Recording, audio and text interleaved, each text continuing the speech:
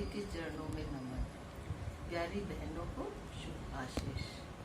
आज हम बात करेंगे हमारे जो 5 आधारभूत विषय है उसमें से एक महत्वपूर्ण विषय है नैतिक एवं आध्यात्मिकता।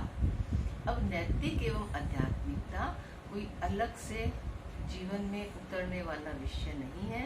ये विषय हम हमारे आसपास के वातावरण से, हमारे संस्कारों से, हमारी गतिविधियों से, हमारे परिवार में, हमारे विद्यालय में, हमारे आसपास के लोगों से सीखते हैं और जीवन में उतारते हैं। प्रत्येक अच्छी बातें जो हमारे जीवन में उपयोगी होती है वो इसी के अंतर्गत आती है।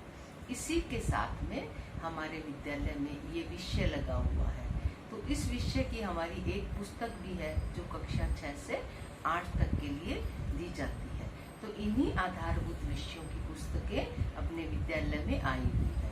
तो जो भी कक्षा 6 से 8 की बहनें हैं वो इन पुस्तकों को लेके जा सकती हैं अपने विद्यालय से और इस समय का सदुपयोग कर सकती हैं। इसमें क्या होता है आप सभी जानती हैं, महत्वपूर्ण वीरांगनाओं की बातें, वीरों की बातें, है ना, इन देश से संबंधित बातें और प्रत्येक अच्छी बातों का वर्णन किया जाता है जिसे हम आगे अपने जीवन में उपयोगी बना सकते हैं। इसी को लेकर के इसी विषय की जो महत्वपूर्ण बातें हैं जो हम प्रत्येक दिन प्रत्येक बहनें करती ही हैं, क्योंकि हम हिंदू समाज में पैदा हुए हैं तो हमारे वातावरण में ये सभी बातें समाई हुई है। जैसे प्रत्येक बहन के घर पे तुलसी माता का पौधा होगा, है ना, होगा ना, तो उस पौधे को सभी बहनें जल से सींचती होंगी और दिया बत्ती करती होंगी। ये भी हमारे लिए महत्वपूर्ण है। उसके साथ में सभी बहनें सुबह पूजा पाठ करती होंगी,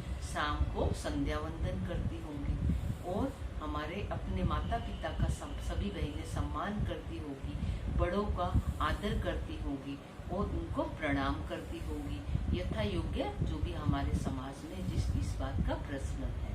और अभी लॉकडाउन में मंदिर तो बंद है ना, लेकिन अपने घर में ईश्वर को याद करते होंगे परिवार के साथ में, नहीं तो बहनें खुद भी याद करती होंगी। ये सभी बातें हैं जो हमारे जीवन में महत्वपूर्ण है, जो हमें आगे बढ़ने के लिए विश्वास और प्रेरणा देती है और हमारे अंदर शक्ति का संचार करती है।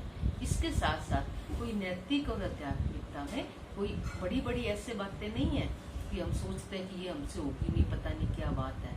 तो ऐसे ही हमारे जीवन में छोटी छोटी बातें जिसका हम उपयोग कर सकते हैं। जैसे कि बिजली को बचाना चाहिए तो हम कमरे से जैसे ही बाहर जाएं तो अगर हमारे कूलर, पंखे, लाइट जल रही है तो उसको बंद कर दें।